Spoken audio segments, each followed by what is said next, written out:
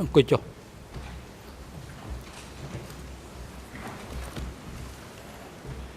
អង្គជំរះប្រកាសបន្តកិច្ចដំណើរការនីតិវិធីសកម្មភាពហើយនឹងផ្ដល់វិធីការជូនទៅក្រមមេធាវីតំណាងដើមម្ដងរដ្ឋបាលនេះដែលទទួលសិទ្ធិដើម្បីមានឱកាសក្នុងការតាំងទំនួលដេញដោលចំពោះអ្នកជំនាញសូមអញ្ជើញ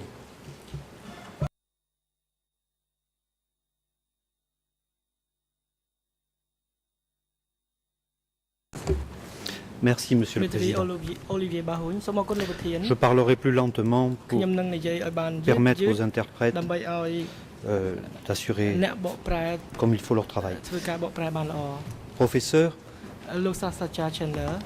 selon votre expérience et l'ensemble des connaissances que vous avez accumulées, pouvez-vous me dire si l'élimination de toutes les élites, les intellectuels, a contribué à la mise en place de l'institution totale telle que vous l'avez évoquée dans le cas numéro 1. Je donne pour mes confrères le RN cambodgien 00 36 15 43, anglais 00 36 14 50, français 00 36 17 04.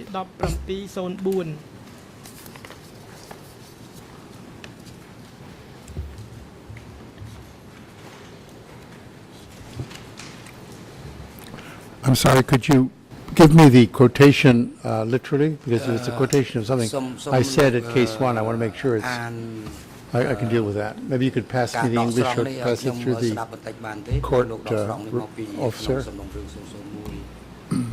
Or the French would do, I can read that also. Oui, je dispose que de la version française. Le pays entier est vite devenu un environnement isolé du monde extérieur. Là, vous parlez de l'institution totale. Je précise.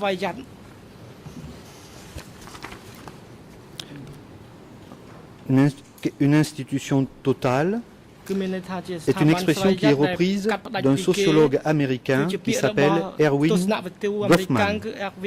C'est lui qui a employé le terme institution totale comme lieu tel que des prisons, des écoles, des couvents, lieux scellés, isolés du reste du monde, sans contact avec l'extérieur.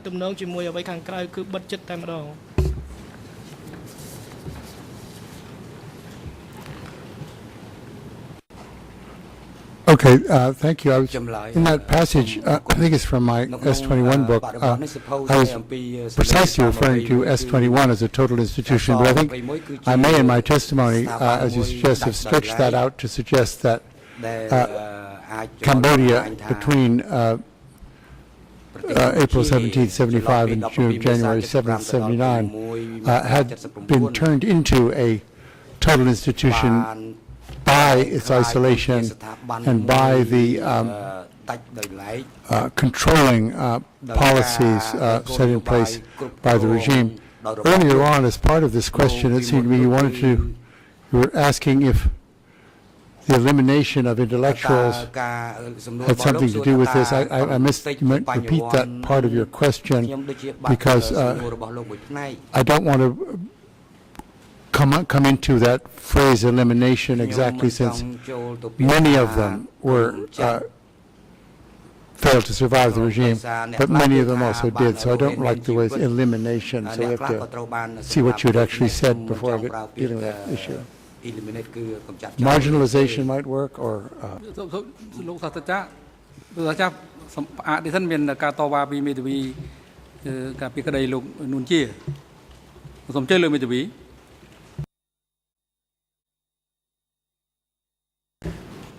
Thank Thank you, Mr. President. As my colleague is answering the question of Professor Chandler, he may also clarify whether this term was indeed used in the context of S21 or in the context of Democratic Kampuchea as a whole, because the professor is clearly not sure about this issue, so the input of our colleague would be helpful.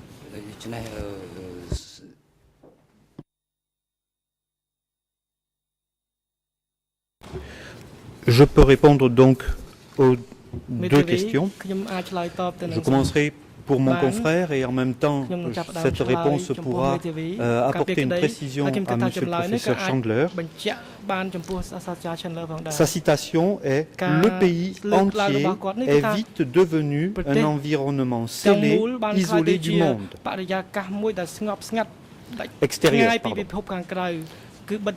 Et à la ligne 24, vous parlez d'institution totale. Donc, je pose la question au professeur maintenant. C'est vrai que mon terme élimination est un terme général. Marginalisation me paraît un euphémisme, puisque beaucoup des élites et des intellectuels ont été tués. Donc, je dirais réduit au silence, ou plutôt réduire au silence l'ensemble des intellectuels, des élites, a permis la mise en place de l'institution totale, telle que vous la définissez.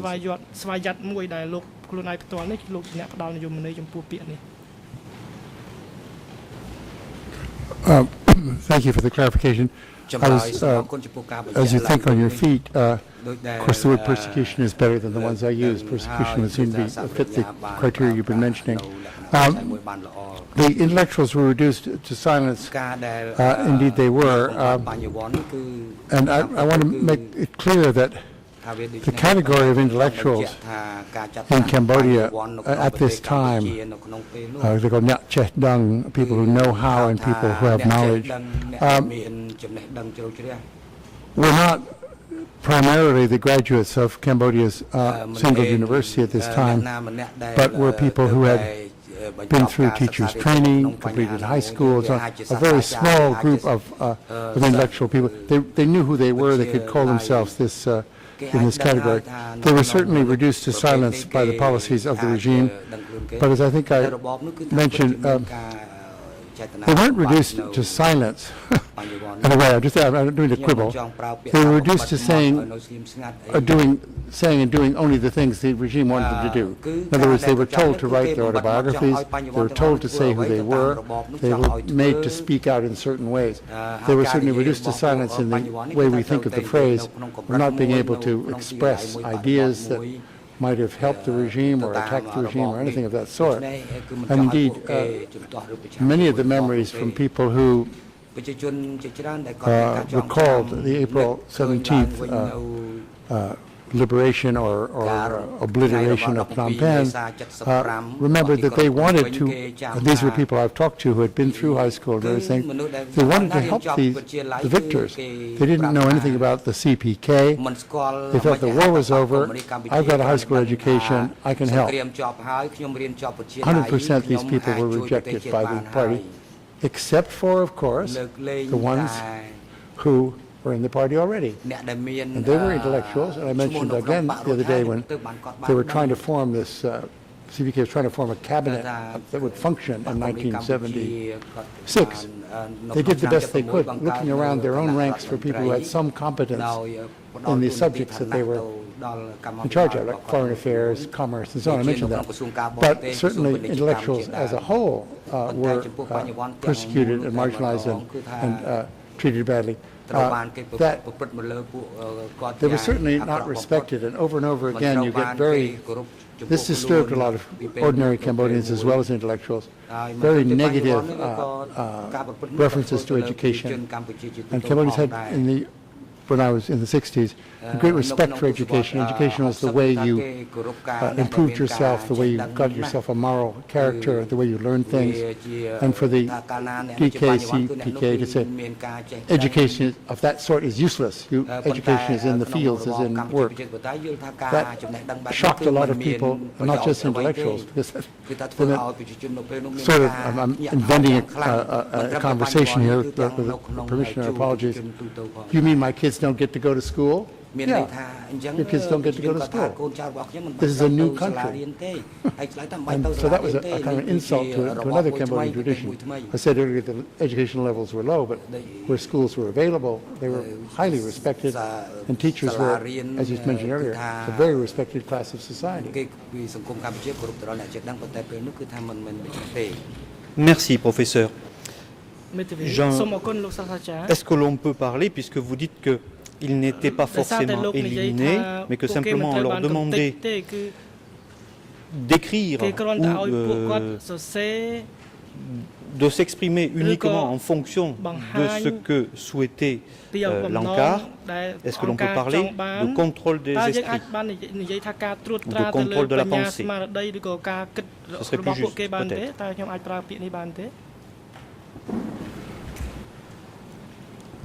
I don't think it's a phrase the regime would have used, but I think it was something they were certainly trying to do. Any sort of freedom of thinking. This I mentioned earlier, little chalop, or teenage agents would walk underneath houses to listen to people conversing. If anyone conversed in a foreign language, presumably to try and fool the people who were walking under the house, they were pulled out as traitors. So they were certainly, silenced. Whether they were, their brains were washed, I think, is difficult to say. I think a lot of these people recovered with all the resilience that you'd expect, and a lot of them are alive today and are very important and interesting spokespeople for either Cambodia here or for the diaspora. But there was certainly what we think of as thought was not respected. What was respected was hard work and obedience. Nous venons de voir le niveau d'éducation, l'autorité accordée naturellement et culturellement à l'enseignant, puis la liberté laissée à la pensée. Je voudrais vous soumettre un autre élément contextuel d'obéissance qui serait la dévalorisation de la victime. Avez-vous connaissance de faits ou de discours visant à dévaloriser certaines personnes, certains groupes de personnes et les victimes?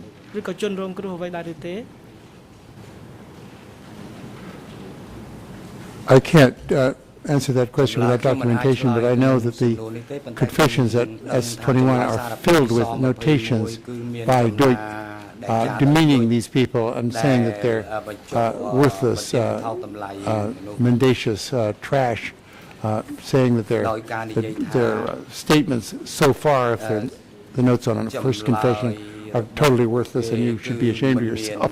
So these people are basically being reduced to powder. Now, this clearly happened in some of the study sessions in the countryside. We've had reports of severe speeches and finger shaking at people who'd been at all contentious. I don't have any, of course, transcripts of those conversations, but survivors remember being chewed out by cadre at study meetings. I'm sure we've seen some other documents today and yesterday that whole groups of people were set aside as special victims, special targets, especially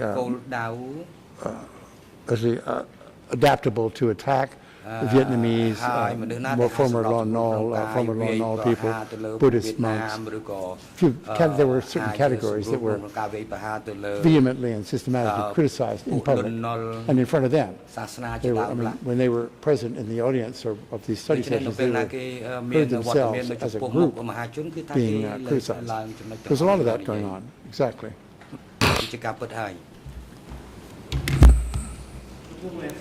Monsieur le Président, je souhaiterais porter à la connaissance une des positions de partie civile faisant référence à une insulte spécifique. Est-ce que je peux vous donner le numéro pour que il s'agit de la D22/622.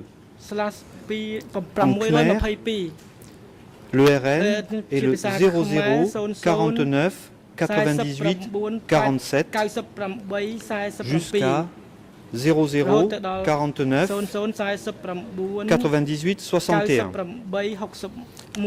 L'anglais et le français ne sont pas disponibles. Ne lisant pas le Khmer, j'ai demandé à mes assistants Khmer de bien vouloir et mes confrères de bien vouloir me traduire l'expression. Je ne donne pas le nom de la partie civile. Je précise que je dispose de nombreuses attestations dans ce sens-là, mais je n'en prends qu'une pour économiser le temps. Les Khmer rouges m'insultaient toujours, vous, Acham. Je n'ai pas réussi à me faire expliquer l'insulte de Acham. Vous ne disposez pas de pays, il faut donc vous faire disparaître. L'insulte résulte dans le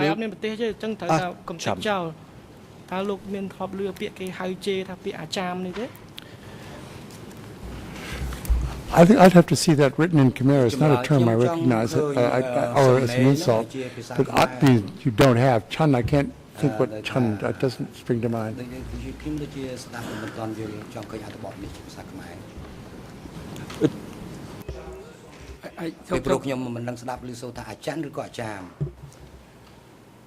Anh chơi.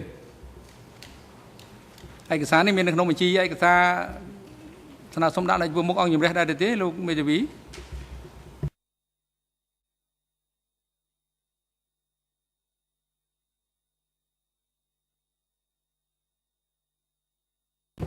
Oui, Monsieur le Président.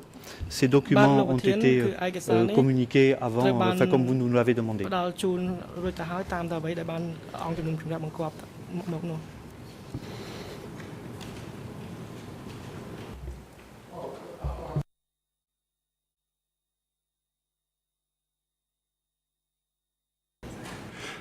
Of course, this is referring to the cham, and you said chom.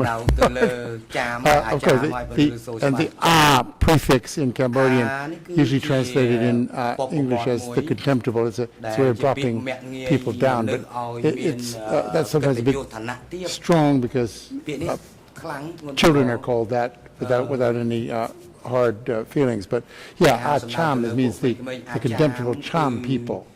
Who are off to one side. The contemptible sets them aside from other people. No, I mean, of course. I'm sorry to have taken the delay there. So, Je voudrais proposer un autre élément. បើក្បាលមីក្រូទៅលោកមេធាវីអត់ទាន់មាន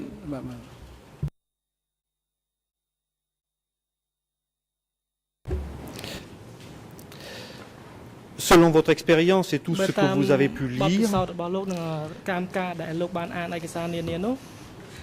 est-ce que l'abandon des corps, des cadavres, sans aucune sépulture, livrés comme ça dans la nature, au pillage des bêtes sauvages, du temps, de la pluie et du vent,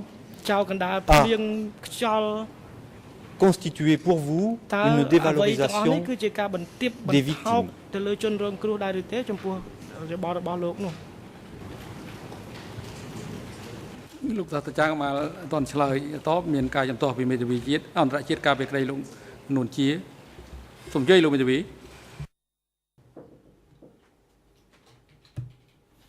Thank you, Mr. President. I object to that question. This is clearly not within the expert expertise of Professor Chandler. He may have an opinion on this as a human being, but he is here as a historian, and what his opinion is as to what devaluing the victim means is not relevant in this courtroom as part of this question.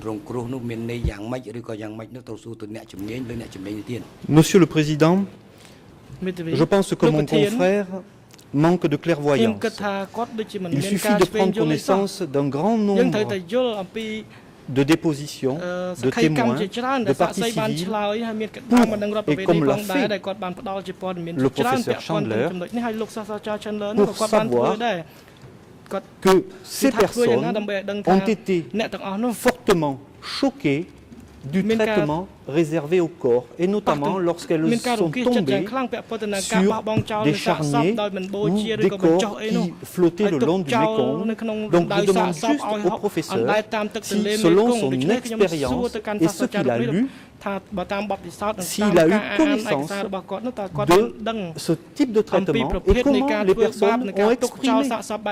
Donc c'est le travail d'un historien que de dire oui, j'ai lu ça, et les personnes étaient toutes fortement ou pas, je ne sais pas ce que va répondre le professeur. Donc c'est le travail d'un historien que de dire ça.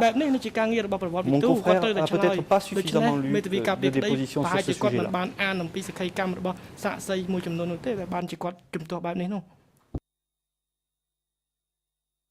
បាទហើយលោកមេធាវីមិនមានអនុញ្ញាតឲ្យលោកធ្វើការជំទាស់ទៅនឹងសេចក្តីតបចុងក្រោយនោះទេណា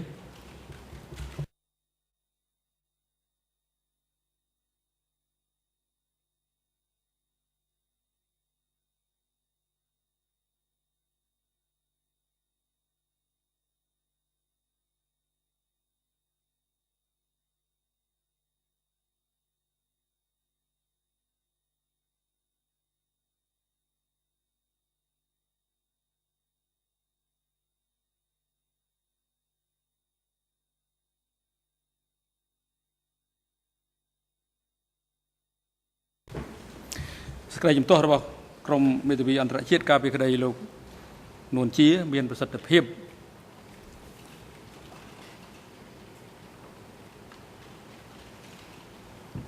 សំណួរនេះមិនសមស្របទៅនឹងការសួរដេញដោលចំពោះអ្នកជំនាញរូបនេះទេហើយក៏ជាសម្រួលបែបតម្រង់ជាសំណួរនាំមុខដែរដូច្នេះលោកសាស្ត្រាចារ្យមិនបាច់ឆ្លើយតបទៅនឹងសំណួរអមាញ់មិញចុងក្រោយអមាញ់មិញនេះទេ មេធាវីអាចបន្តនៅសំណួរថ្មីផ្សេងទៀតប្រសិនបើនៅមាន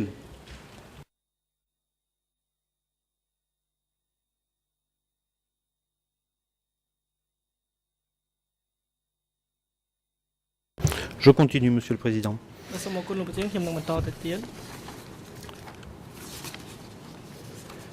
Je cite.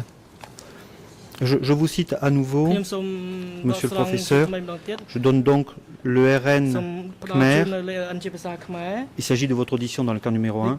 00 36 15 39 à 00 36 15 40.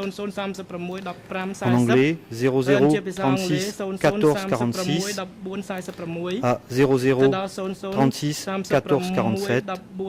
Français, 00 36 15 99 00 36 17 00.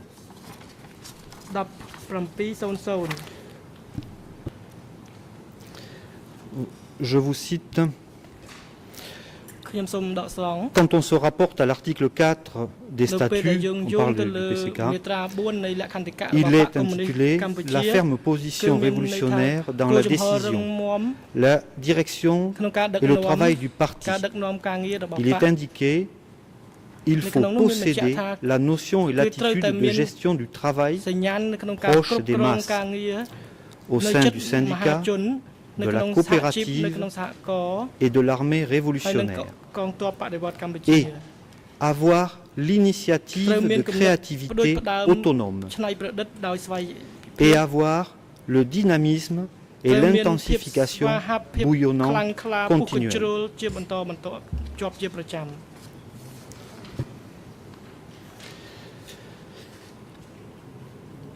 Pouvez-vous me dire s'il a existé une chasse ou une purge des éléments considérés comme pas assez actifs, tièdes?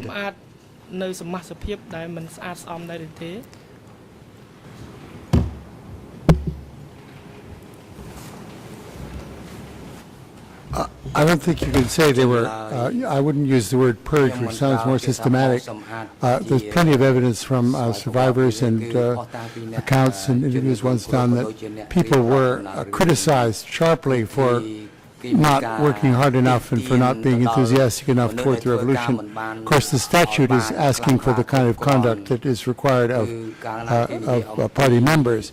And when you get to confessions in Tuol Sleng, I'm not talking about the testimony themselves, which is inadmissible, but the accusations of these people were often that they had not been enthusiastic enough or strong enough in the revolution, and this was in fact the raison d'etre of putting them into the prison at all. So if you were a party member and really failed this element of the, or thought to have breached this line in the statute, you were in bad trouble. People in the countryside, new people and base people alike, according to quite a bit of testimony, it's not consistent, but we're often given a second or even a third chance. We were told not to do it again. I'm still observing you. So I don't want to use the word purge for that category. I don't think it's accurate. Merci, Monsieur le Professeur. Pouvez-vous me dire si le système mis en place tendant à développer l'enthousiasme révolutionnaire que je viens de citer en visant l'article 4 avait des freins? Je m'explique. En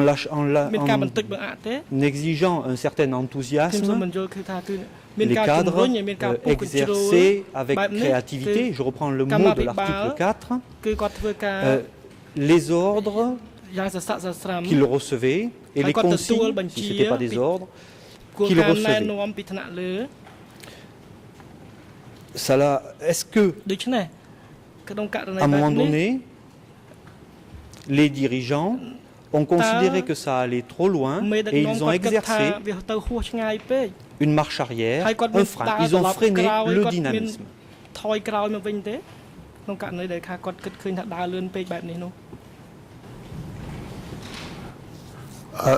That's another good question. There's no evidence that it was systematically restrained. And if you notice, I think one of the documents we read yesterday, they put the word leftist in quotation marks, and the word right is left out of quotation marks. In other words, right is counter-revolutionary, left is a good place to be, and how can you be a bad leftist? In other words, it's the same thing was happening in Mao's China.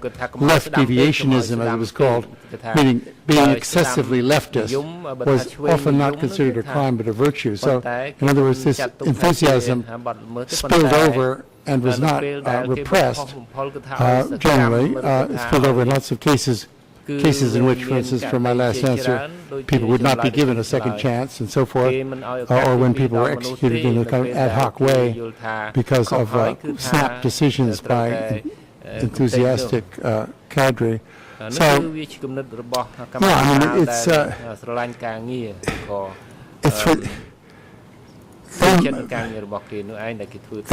by praising up to a limit, they're putting limitations on themselves. By knowing who the enemy is, they go after him.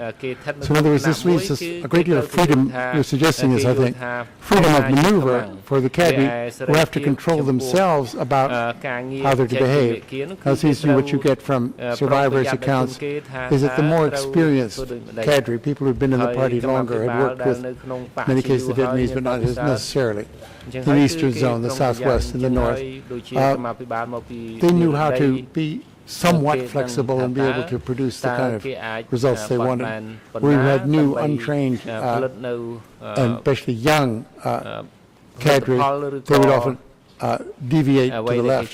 But I think I've seen no references to their being punished. One example, of course, makes it very macabre, but too enthusiastic questioning an S-21 that killed the prisoner was considered bad. I mean, that was when the beating went on too far. That guard was brought in and often killed. So, in fact, there was a repression at that level. I don't like to, on the transcript, associate enthusiasm with killing because it's just not. It's ugly, but that's what happened.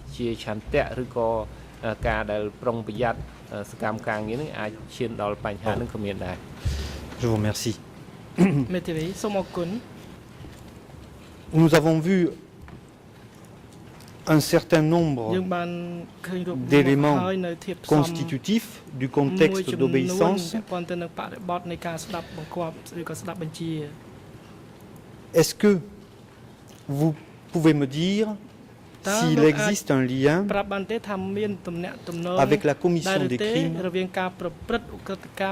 qui sont jugés aujourd'hui?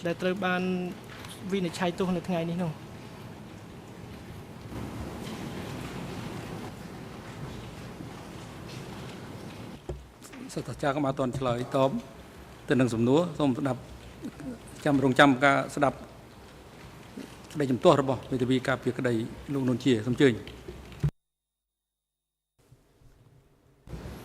Thank you, Mr. President. This is exactly what I was afraid of earlier when I made my comments. The professor is now asked to opine on the use of the word obedience, but obedience in a very specific way, which is the psychological meaning of obedience.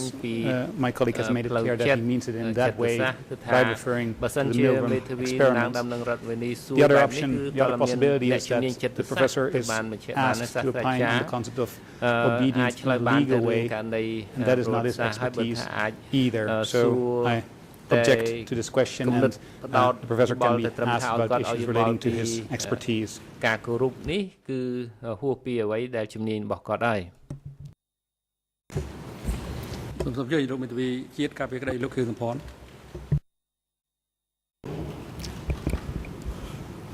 បាទសូមអរគុណលោកប្រធានតាមរយៈការបកប្រែអំបញ្ញមិញនេះខ្ញុំបានស្ដាប់ថាលោកមេធាវីតំណាងដើមនៅរដ្ឋពេលនេះស្នើសុំឲ្យសាកសីជំនាញបង្ហាញអំពីព្រឹត្តិការណ៍នោះថាតើវាជាប់ពាក់ព័ន្ធនឹងក្រតកម្មដែលកំពុងលើកយកមកចំនួនព្រះនាពេលនេះដែរឬទេបាទសំណួរនេះខ្ញុំយល់ថាมันគួរឲ្យសាកសីឆ្លើយបានទេពីព្រោះសាកសីមិនមែនជាអ្នកជំនាញវិភាគទៅលើធៀបសមបទល្មើសដូចជាអ្នកច្បាប់ហើយដែលជាសមត្ថកិច្ចនេះជាសមត្ថកិច្ចរបស់អង្គជំនុំជម្រះដែលត្រូវធ្វើការវិនិច្ឆ័យសូមអរគុណ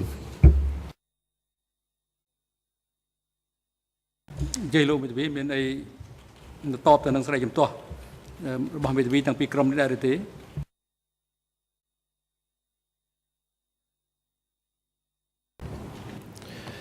Merci, Monsieur le Professeur.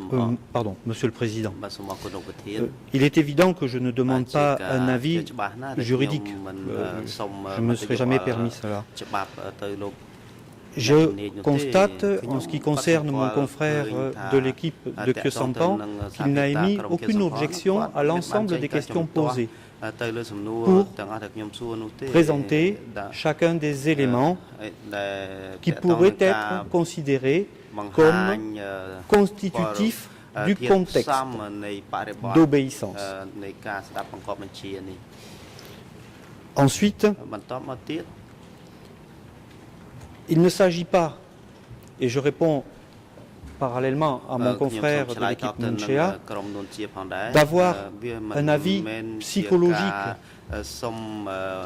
ou juridique, mais simplement que le professeur nous dise si l'ensemble des éléments évoqués ont existé ensemble à un moment donné. Ça, c'est historique. Il peut nous dire si de telle et telle époque, c'est-à-dire nous, ce qui nous intéresse, c'est de 75 à 79, plus précisément, et nous dire si tous ces éléments ont existé cumulativement à cette époque. C'est-à-dire, j'ai interrogé sur le niveau d'éducation, j'ai interrogé sur l'aura des professeurs, j'ai interrogé sur l'élimination ou pas des intellectuels. Et à chaque fois, il y a eu des réponses qui ne me donnent pas forcément raison. Maintenant, nous prenons tous ces éléments et nous cherchons à savoir si ils ont existé tous ensemble à cette époque, sous une autorité qui demandait un certain enthousiasme et créativité révolutionnaire. C'est juste ce que je veux savoir. ក្រោមអំណាចរបស់ខ្លួននឹងមានភាពស្រស្រាក់ស្រស្រាមហើយនឹងខំប្រឹងដោយ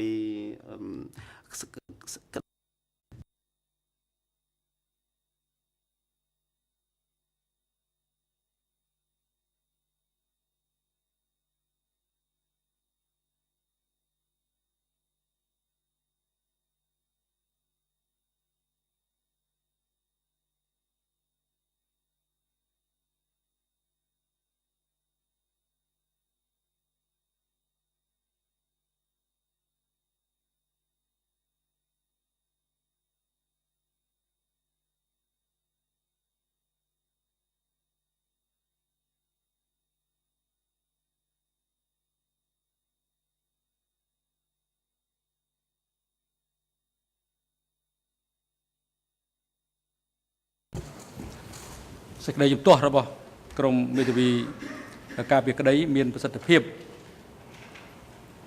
លោកសាស្ត្រាចារ្យបានបាច់ឆ្លើយតបនឹងសំណួរចុងក្រោយរបស់ដែលសួរឡើងដោយមេធាវីតំណាងដើមរដ្ឋបាលនីតិមេធាវីមានសំណួរអ្វីផ្សេងទៀតដែលបន្តទៅសំណួរថ្មី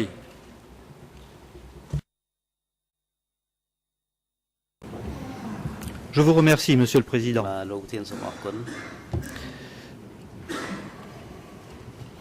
Monsieur le professeur, pouvez-vous nous dire si l'élimination des leaders religieux s'assimile à l'élimination des intellectuels ou je reprends l'élimination des intellectuels à leur contrôle de pensée pour me tenir à ce que vous avez répondu tout à l'heure.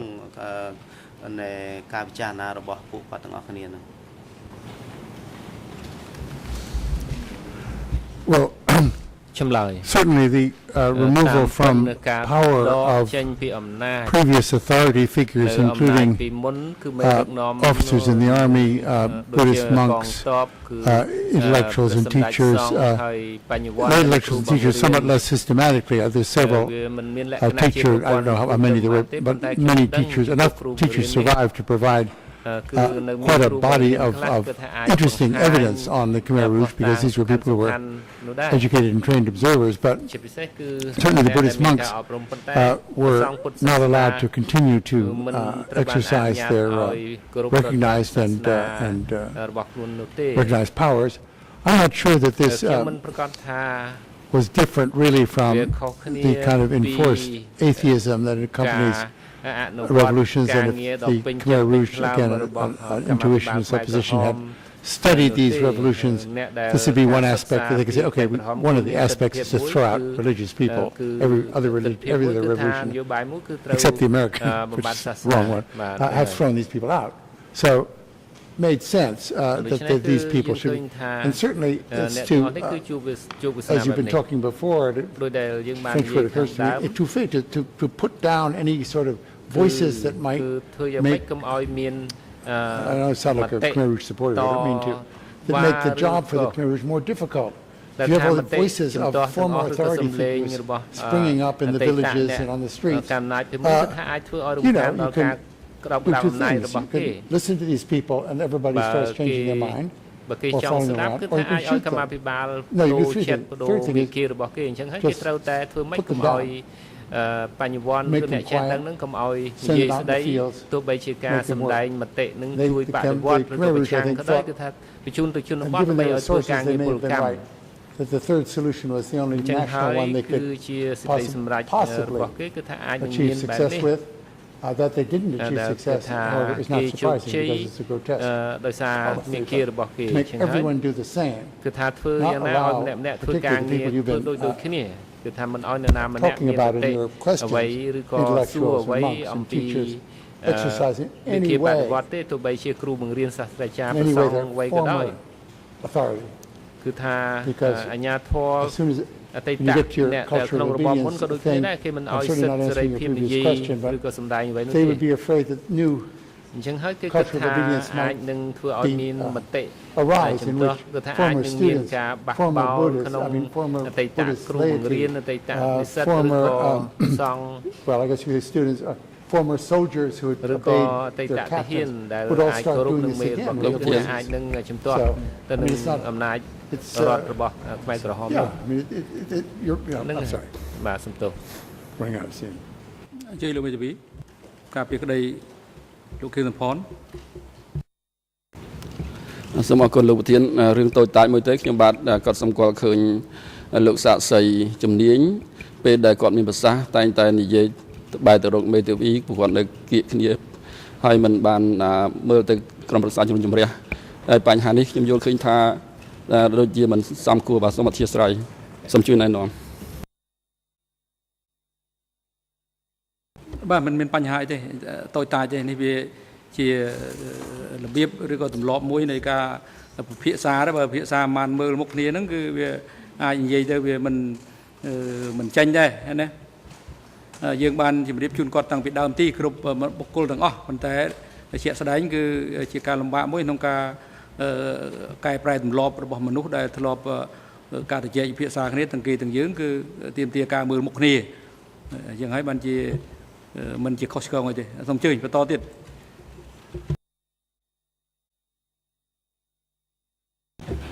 Je vous remercie, Monsieur le Président. Et de surcroît, la position de la partie civile est difficile. Elle se trouve quasiment dans le dos de Monsieur Chandler. Monsieur Chandler, Dutch indique, je donne le courrier, le RN Khmer 00 78 79 36 à 00 78 79 77. Anglais 00 79 19 76 00 79 20 31. Français 00 79 26 95 00 79 27 41. C'est un courrier adressé par non, c'est les leçons tirées de l'expérience de nos ancêtres.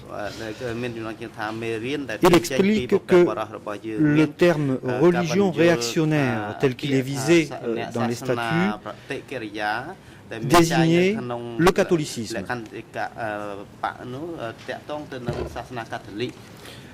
Pouvez-vous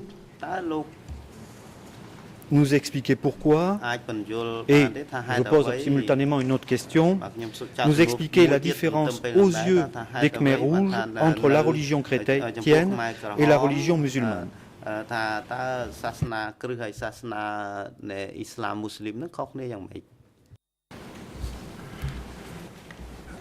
I don't think the Khmer consider these. គិតថាខ្មែរក្រហមចាត់ទុក បាទតនឆ្លើយតបសំជើញលោកមេធាវីជាតិកាពីក្តីលោកអ៊ីងតរី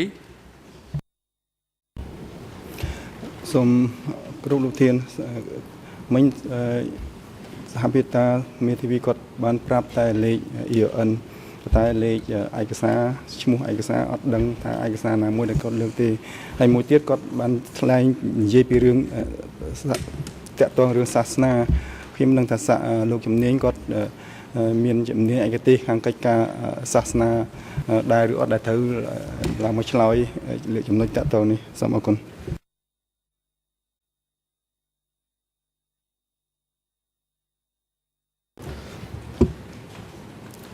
Document E180. Je peux répondre simultanément à la remarque. Encore une fois, ce n'est pas une appréciation personnelle de telle ou telle religion, mais c'est simplement, après avoir pris connaissance de l'ensemble des documents que le professeur Chandler a pu lire, et je suis sûr qu'ils sont extrêmement nombreux, peut-être a-t-il le moyen de nous donner la vision particulière qu'avaient les Khmers rouges à l'égard de ces deux religions. Ils considéraient l'une comme ceci ou l'autre comme cela.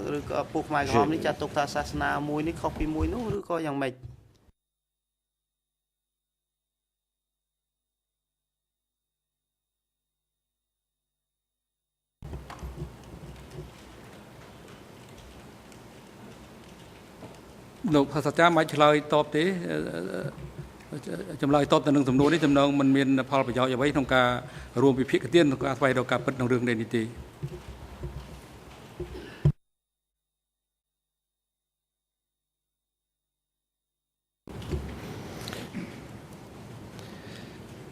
Bien, Monsieur le Président. Pourquoi interdire la pratique de l'islam si cette religion n'est pas considérée comme réactionnaire?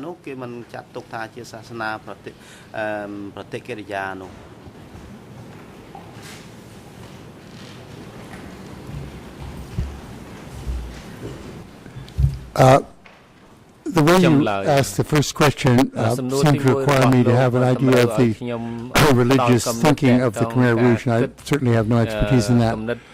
I know that they had different views of Christianity and Islam. These views were connected with conditions on the ground in Cambodia. Christianity was associated in the Khmer Rouge mind with the Vietnamese. These, as you've seen from documents the last 3 days, were consistently seen as Cambodia's enemy, if not its major enemy. The Cham were considered in Cambodian society before the revolution as members of the Cambodian society, as the Vietnamese were not entirely considered in the pre-revolutionary times. Their religion was tolerated. I think what angered the Khmer Rouge about the Cham and about their stubbornness at holding on to their religion, not the attributes of the religion itself. Reactionary is what they called it, but I think they knew almost nothing about Islam. What they did see is they saw people who were refusing to abandon their religion, refusing to accept the new religion, in quotation marks, of the Khmer Rouge. សាសនាឬក៏គំនិតរបស់បដិវត្តខ្មែរក្រហមគេនោះ Merci, professeur. La religion était-elle un moyen d'identifier les Cham?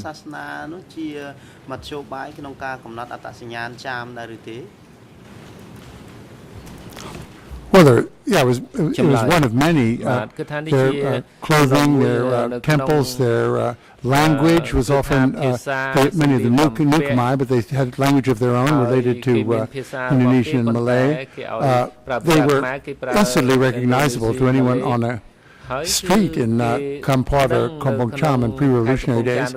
This business of perhaps looking different was enough in a way to anger the Khmer Rouge, just as the city dwellers with their Western clothing angered them.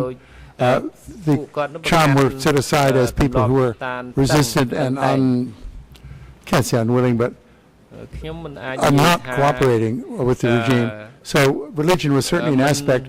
But we've come across in the Constitution, I think 2 days ago, the wonderful phrasing that Cambodians are free to practice any religion, but all reactionary religions are out. So there's no religion that the Khmer Rouge didn't think was reactionary, so maybe you could find, I'm making a joke here, I'm sorry, maybe that's not permitted, but Scientology might have been okay, but that wasn't in Cambodia at the time. The other religions existed were reactionary. So in other words, the Constitution itself, by indirection, after first making a phrase that be pleasing to an overseas audience, then made it clear that there was really no patience or tolerance for religious activity. And this is, of course, one of the things that set the Cham aside. Another one, which shows up in all the documents and suggests why the attacks on the Cham did not begin immediately in 1975 is that the Cham are not considered to be enemies of the state in the same way that the Vietnamese were. Another reason why the repression started is the Cham, unlike other portions of the population, in individual cases, began actively to revolt against the Khmer Rouge in 1976. This led the Khmer Rouge to change their mind and find that these people were inherently dangerous, and this led to the systematic persecution of these people that happened later on. Not for their religious beliefs, but for their refusal to accept and their behavior. Merci, professeur. Je voudrais vous donner lecture de la pièce E3/178 en Khmer, ERN 0027 55 87 jusqu'à 98.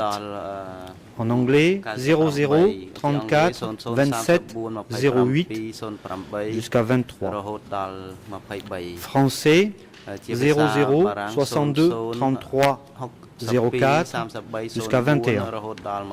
Il s'agit du compte rendu hebdomadaire du comité de la région 5. Il y a des éléments du 17 avril venant de Phnom Penh qui sont des Cham, qui ont protesté dans le réfectoire de la coopérative au sujet de leurs croyances et de la nécessité de consommer la nourriture en conformité avec leur religion. Il a relaté l'article 10 de la Constitution pour argumenter son discours.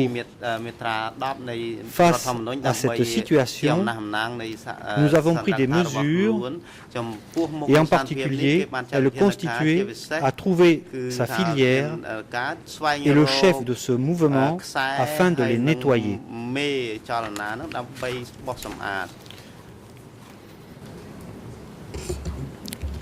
Je reviens sur la question de la consommation et de la nourriture, manger du porc. Et est-ce que, après la religion, l'obligation de manger ou pas du porc était un moyen d'identifier les Cham et de les nettoyer? Je vous demanderai de m'expliquer ce que veut dire nettoyer ceux qui ne veulent pas manger de porc.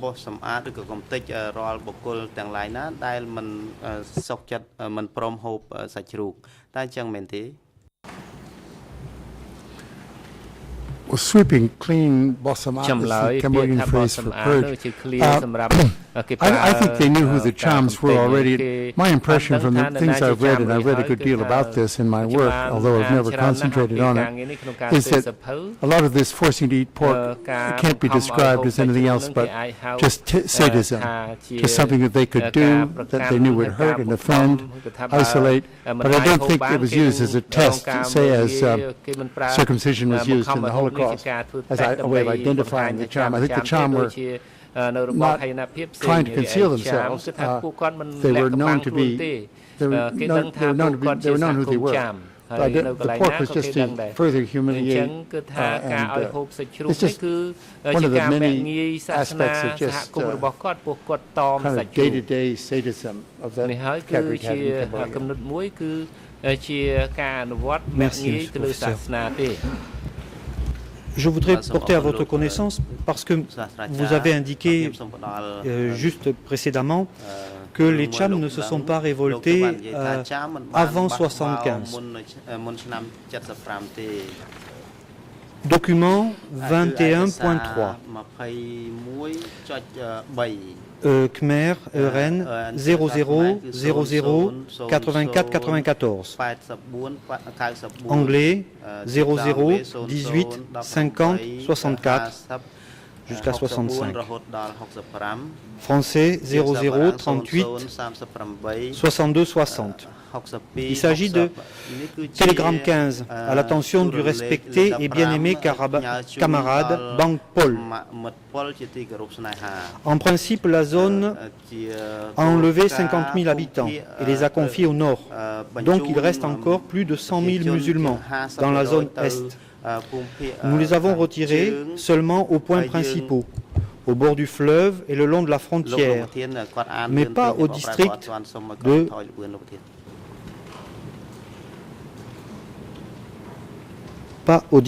de Tbong Khmun.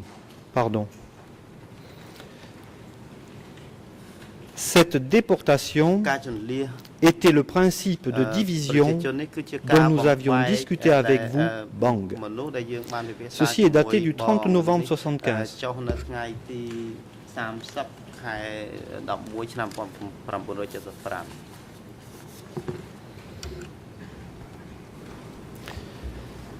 Ma question, s'il n'y a jamais eu de soulèvement, d'opposition de la part des Cham, pourquoi mettre en place leur déportation et leur division?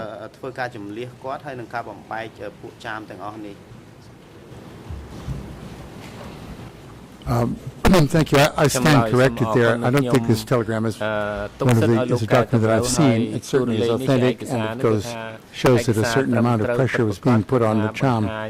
I think the East, well, I guess they call it the Northeast around Kachiapali, as early as November 1975. I don't think this document in itself is evidence of revolts, but it's quite possible that I was wrong in suggesting that there weren't any revolts in 75.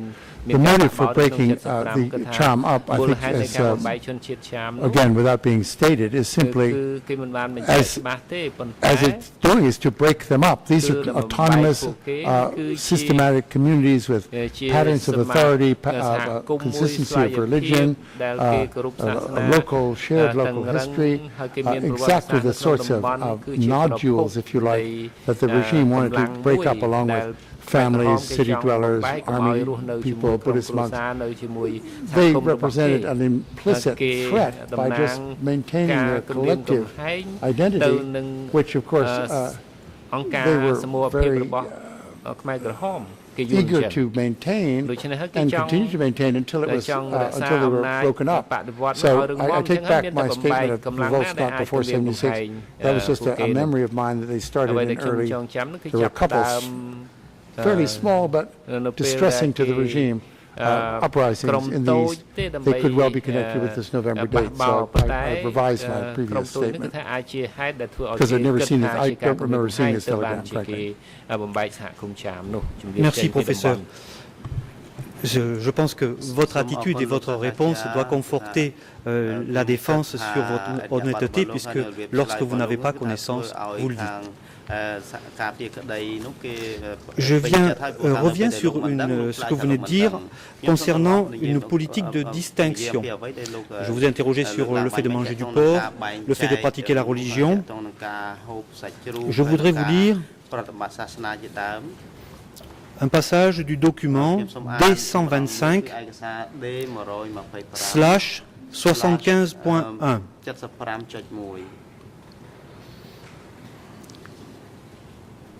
Ça a été communiqué. Il s'agit d'une dame, d'une partie civile, qui explique qu'en 1978, un groupe est venu dans son village, de la zone ouest. Alors, elle dit « Je suis la seule rescapée parce que je me suis déguisée comme d'une autre race. Un jour, à la fin de l'année 78, les Khmers rouges ont assigné des hommes Cham à partir des adolescents à la construction d'une maison dans un village lointain. Une vingtaine d'hommes ont quitté notre village pour cette mission. Puis ils sont revenus chez nous et nous ont dit la nouvelle maison est construite. Les Cham venaient habiter dans ce nouveau village. Sur l'ordre des Khmers rouges, ma mère, ma grand-mère, mes frères et moi-même, nous nous sommes rendus dans la pagode.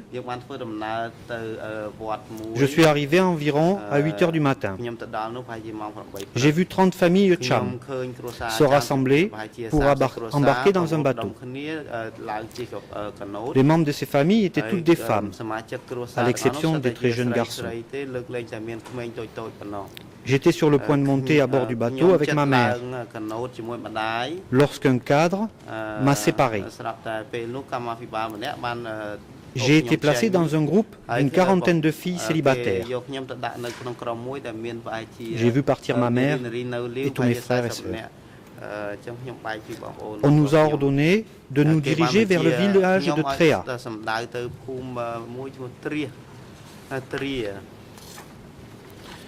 Je passe. Les cadres nous ont demandé quelle est votre race. La première fille a répondu honnêtement qu'elle était Cham. Les suivantes ont adopté la même réponse. Ensuite, mon tour est arrivé. J'ai tenté ma chance en mentant. J'ai dit que j'étais Khmer. Le cadre, m'a poussé vers un mur. De ce fait, une dizaine de filles après moi ont également déclaré être Khmer. elles ont été mises de côté avec moi. Un moment plus tard, celles qui avaient répondu qu'elles étaient Cham ont été conduites hors de la maison. Je les ai regardées au travers les fissures d'un mur. Il était un peu tard dans la nuit. Je ne pouvais encore voir clairement la scène au clair de lune. J'ai vu un Khmer rouge amener une fille dont les yeux étaient bandés avec une écharpe vers la rive en face de la maison. Ensuite, il lui a tiré la tête vers l'arrière par l'écharpe et lui a coupé la gorge. Bien sûr, toutes les autres filles qui ont déclaré être Cham ont également été égorgées. C'était pour répondre à votre remarque sur la distinction dont ont fait l'objet les Cham. Professeur Chandler, à votre avis, est-ce que les Cham ont fait l'objet d'une politique d'extermination?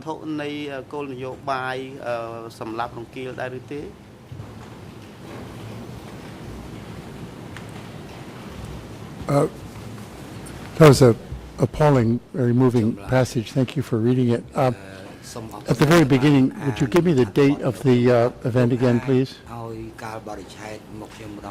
When did the event occur? You read something. I want to make sure I got it right. Oui. Il faut juste que je le retrouve. Very beginning. En 78. À la fin de l'année 78.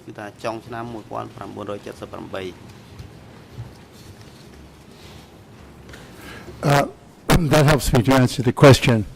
By the end, and I can answer it very briefly, by the end of 1978, the Khmer Rouge certainly had a policy of exterminating the Cham. By the end of 1978, they had a policy of eliminating the Vietnamese. They had a policy, their public statements began to refer to the Puig, or the race, the Cambodian race. It was not a word they'd used much before. It, of course, has absolutely nothing to do with Marxist-Leninist terminology. It's a term that was meant to encourage the Cambodian citizens to pursue, engage, and win a race war against the Vietnamese, and by extension, not against the Cham, but against anyone else in the country who was not Khmer. So I think the key point is 78. I think in the day one or day two, day one probably, I mentioned the various phases of the purges, and the last phase of the purges, perhaps the, if you like, craziest moments of the regime as it was coming apart at the center and all at the fringes also, was this very strong racist component, which can't be pushed back. The racist component can't be pushed back, at least in documents, to 75, 76. Certainly, you get things like the document you first showed me, a Cham person being called Acham, which means I don't respect you, you're lower than me. But the whole racial killing for, obviously in this case, racial, not religious, racial reasons, is a 78 phenomenon connected with the raids into Vietnam conducted by the Khmer Rouge forces, whose object was, as we've seen from other documents submitted in the case, were to kill Vietnamese, because they were Vietnamese, not because they were yet at war with Cambodia, but because they were Vietnamese. So the very moving passage has to be put into the context of that final, Damarung of the Khmer Rouge, the implosion as part of that. So it's inexcusable and awful, but that's where it fits in history.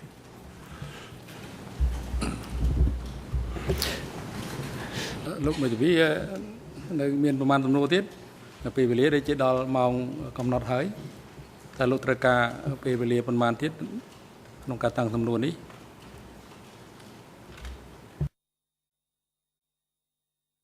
Merci, Monsieur le Président. Je m'efforce de poser deux questions, donc de terminer avant écart, avant 15, 16h15. Je vais très vite. បាទអរគុណហើយមន្ត្រីគ្រប់រដ្ឋបាលតុលាការផ្ដល់ព័ត៌មានទៅខាងប្រធានអង្គភាពគ្រប់គ្រងតុលាការផងដើម្បីសម្របសម្រួលមធ្យោបាយធ្វើដំណើរត្រឡប់ទៅលំនៅឋាននៅរសៀលនេះសូមជ័យបន្ត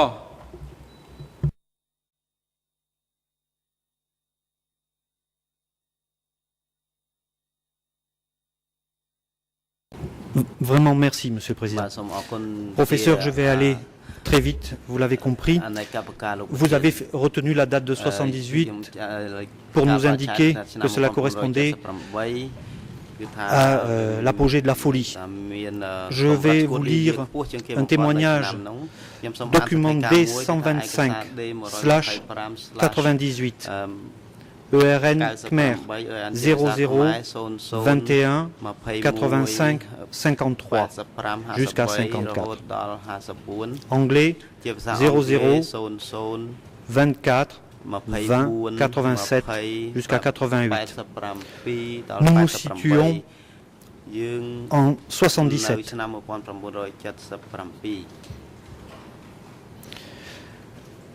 Les exécutions ont culminé en 77. La majorité des victimes étaient des peuples nouveaux, mais en septembre et octobre 77, il y avait beaucoup de Cham qui ont été massacrés. Dans le monastère de Otrakun.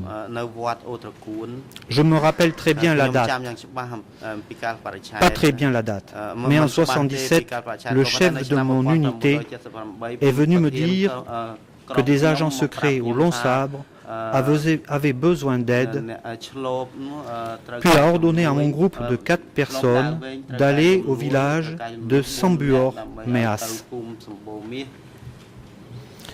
Dans ce village, ils ont arrêté tous les villageois.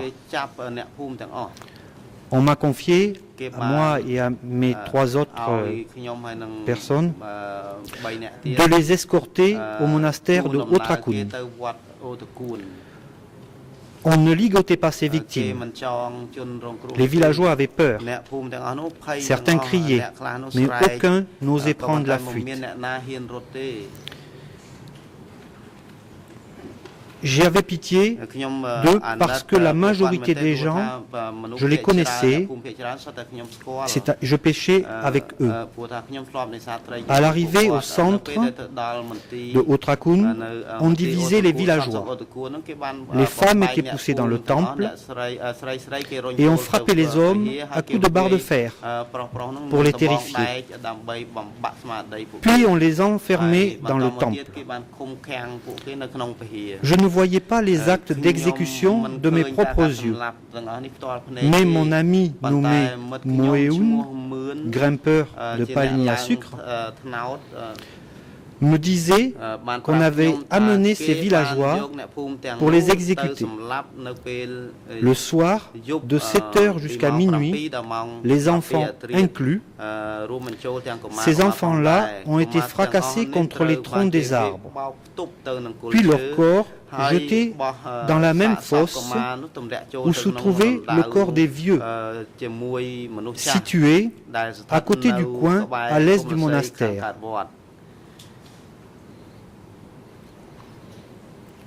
Là-bas, il y avait aussi des femmes prisonnières, mais elles n'étaient pas menottées. Puis Moeun me disait qu'on les avait enfermées, même pas pour une nuit. Ensuite, on les a amenés vers le coin de Bambou, qui était l'endroit de l'exécution. Personne ne m'a dit les raisons, mais je constatais qu'on prenait des mesures contre les Cham. Nous sommes donc avant 78. C'était l'avant-dernier point.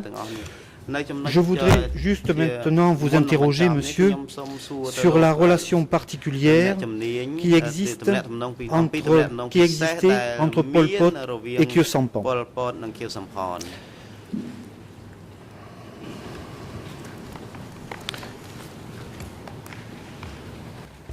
ជួយលោកមេធាវីជាតិការពារក្តីលោកអ៊ីងសេរី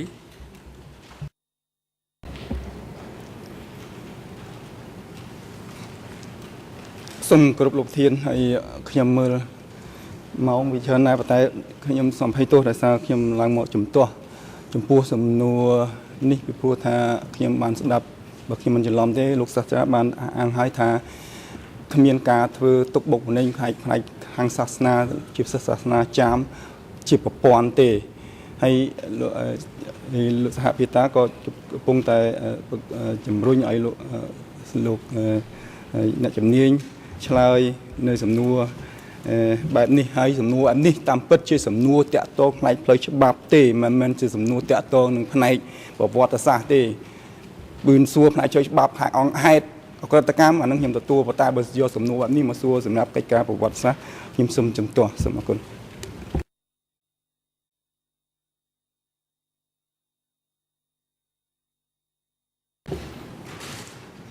Je ne comprends pas l'objection car je ne vois pas le caractère d'ordre juridique dans ma question. Il faudrait que mon confrère me l'explique. Mais je vois surtout que nous arrivons à 16h15 et que je ne pourrai pas aller au bout de mes questions. C'est une façon aussi de faire.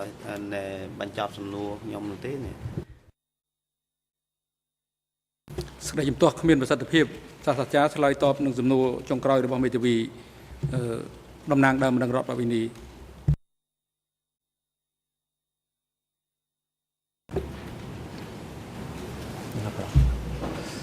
The passage read indicates there was certainly some vindictive action against the Cham. I'm a little worried, really trying to be helpful, but a little worried that the 77 does not have a month with it because these Cham, if this was in, I also didn't get the zone where these people were living. The idea of a river sounds like it's the eastern zone. If it's the eastern zone, this may be part of the whole purge against everybody who lived there for tolerating and failing to resist the Vietnamese invasion. I'm not saying that's what it was. These were certainly Chams picked out and killed without a covering statement. You closed your statement, and I'm not certain if this isn't when the other counsel stood up. You mentioned the name Pol Pot, Khieu Samphan without contextualizing them. Now, maybe you didn't complete your question. The words came to me, Pol Pot, Khieu Samphan from you. I'm not sure what you were saying about them. It wasn't clear to me. Il y a une confusion. Je précise, concernant le témoignage, je vous ai indiqué septembre et octobre 77. Voilà. Concernant le nom de Pol Pot et Khieu Samphan que vous avez entendu, il s'agit en fait d'évoquer les relations particulières de ces deux personnes, mais je vais être forcé d'y renoncer puisque, Monsieur le Président, il est écart, à moins que vous m'autorisiez.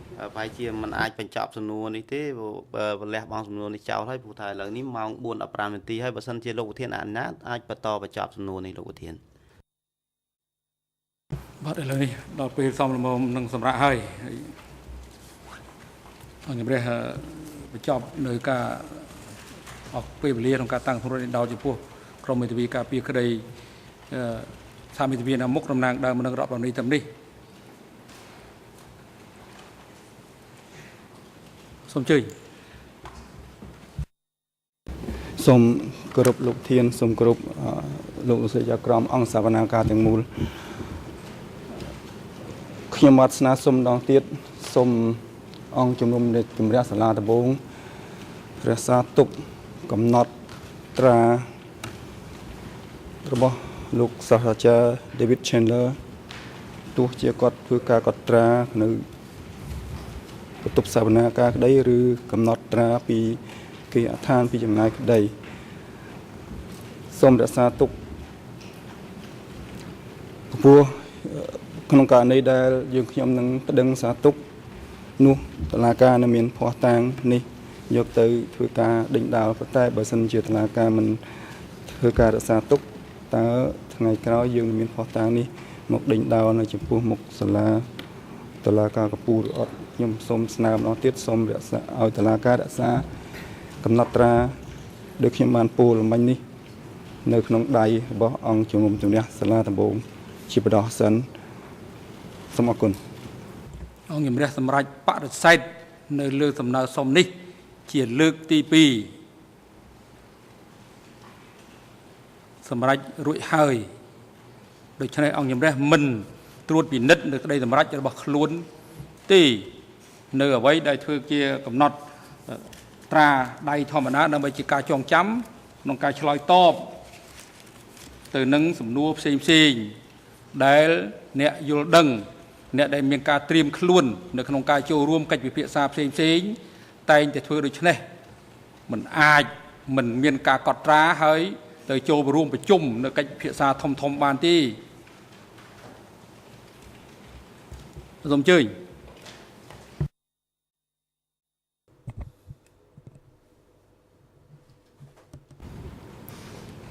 Thank you, Your Honor. I'll be very brief. I think I can shed some light on this transcript issue just for everyone's benefit. We very helpfully received an email from Ms. Senabu Diop of the transcription unit, and she assured us that a Khmer transcript would be sent around at the end of the day, and that an English language transcript and perhaps a French transcript they would attempt to send it very early on Monday. It's out of their hands. They've been very helpful, very accommodating, so I'd just like to make that clear. That we will get the Khmer transcript by the end of the day. Also, we have a joint request. We're happy to give our colleague across the stage a bit more time if that's necessary. We would like to have 1 day per team. I know we've been allocated 2.5. Amongst the three of us, we think 1 day for each team is appropriate given the length and the substance of Professor Chandler's testimony. We would, of course, endeavor to finish within the 2.5 days, but if we could, as a starting point, have 1 day each. That's our request, and we think that's quite reasonable, and we hope that our colleagues certainly won't object to that. We've been accommodating with them in the past. Thank you. យើងមិនអនុញ្ញាតឲ្យទីក្រៅពី2ថ្ងៃកន្លះលើកលែងតែពេលវេលានោះវាមានការខាត់បងដោយកិច្ចពិភាក្សាផ្សេងៗដោយកិច្ចដំណើរការផ្ដល់សិទ្ធិទៅឲ្យក្រុមតំណាងសហប្រញ្ញាសួរហើយមានការជំទាស់តវ៉ាដែលត្រូវចំណាយពេលវេលាអស់ច្រើនម៉ោងដោយក្រុមមេធាវីការពារក្តីជាមួយនឹងភាគីពាក់ព័ន្ធហើយនឹងកិច្ចដំណើរការរបស់អង្គជំរះដូចជាព្រឹកមិញឃើញថាយើងបានបន្ថែមម៉ោងឲ្យ15នាទីដោយសារមានការខាតបង់15នាទីនៅក្នុងការជំទាស់តវ៉ាកាលពីដើមដំបូងនៃពេលវេលាចូលមកចាប់ផ្ដើមដូច្នេះសូមជ្រាបថាមិនអនុញ្ញាតឲ្យទីលើកលែងតែស្ថានភាពចាំបាច់ដោយមូលហេតុផ្សេងៗដែលនាំឲ្យខាតបង់ពេលវេលាដែលបានកំណត់ឲ្យបញ្ហាទី2សំណើសុំគឺយើងបានបញ្ជាក់រួចហើយអំពីបតិចរិកមិនមែនជាមុខងាររបស់អង្គជំរះទេមិនមែនស្ថិតក្នុងការគ្រប់គ្រងការចាត់ចែងរបស់អង្គជំរះទេនៅក្រោមការគ្រប់គ្រងរបស់អង្គភាពគ្រប់គ្រងតុលាការហើយយើងសូមផ្ដល់ព័ត៌មានថា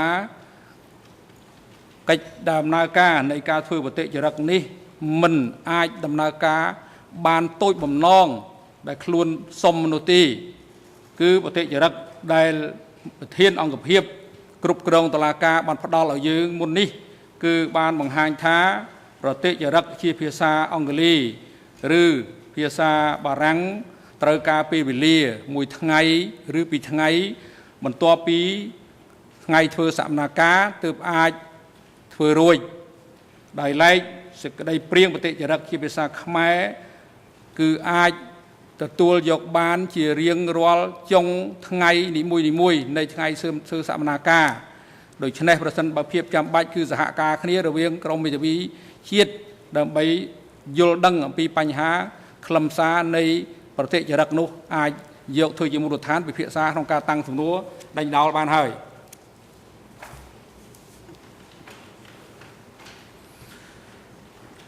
បើកិច្ចដំណើរការសកម្មភាពសម្រាប់ថ្ងៃនេះដល់ពេលសម្រាប់ហើយអង្គជំរះប្រកាសផ្អាកកិច្ចដំណើរការសកម្មភាពសម្រាប់ថ្ងៃនេះត្រឹមនេះសកម្មភាពលើកទៅបន្តធ្វើនៅថ្ងៃច័ន្ទសប្តាហ៍ក្រោយគឺនៅថ្ងៃទី23ខែកក្កដាឆ្នាំ2012ដោយចាប់ផ្ដើមពីម៉ោង9ព្រឹកហើយសកម្មភាពនៅថ្ងៃច័ន្ទសប្តាហ៍ក្រោយនេះនឹងបន្តធ្វើដោយការតាំងសំណួរដេញដោលចំពោះអ្នកជំនាញ David Chandler ដោយក្រុមមេធាវីការពារក្តីដោយចាប់ផ្ដើមដំបូងគឺក្រុមមេធាវីការពារក្តីនួនជាសូមភាគីនិងសាធារណជនជ្រាបហើយសូម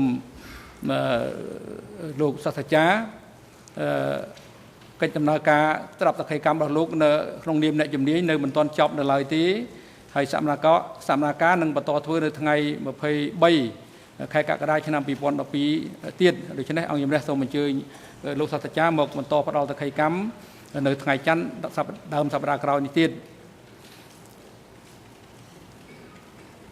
ហើយសូមសាស្ត្រាចារ្យបានជួបសម្រាប់2ថ្ងៃហ្នឹងរីករាយនៅទីក្រុងភ្នំពេញមន្ត្រីរដ្ឋបាលតុលាការសម្របសម្រួលជាមួយនឹងអង្គភាពគាំពៀសាក់សីអ្នកជំនាញក្នុងការជូនអ្នកជំនាញវិលត្រឡប់ទៅកាន់ទីកន្លែងដែលគាត់ស្នាក់នៅហើយនឹងឲ្យអញ្ជើញគាត់ត្រឡប់មកកាន់កន្លែងផ្ដល់តក្កកម្មក្នុងបន្ទប់សកម្មភាពនេះវិញនៅថ្ងៃច័ន្ទដើមសប្តាហ៍ក្រោយនៅវេលាម៉ោង 9 ប្រកបឲ្យអនុរិយមន្ត្រីឃុំឃាំងនាំខ្លួនជនជាប់ចោទទាំង3រូបទៅកាន់មន្ត្រីឃុំឃាំងនៃអបតកវិញហើយនឹងឲ្យនាំខ្លួនពួកគាត់មកកាន់បន្ទប់សកម្មភាពនេះវិញនៅព្រឹកថ្ងៃច័ន្ទទី23 ខែកក្កដាឆ្នាំ 2012 ឲ្យបានមុនម៉ោង 9 សម្រាប់ចុះ សូមអញ្ជើញក្រោកឈរ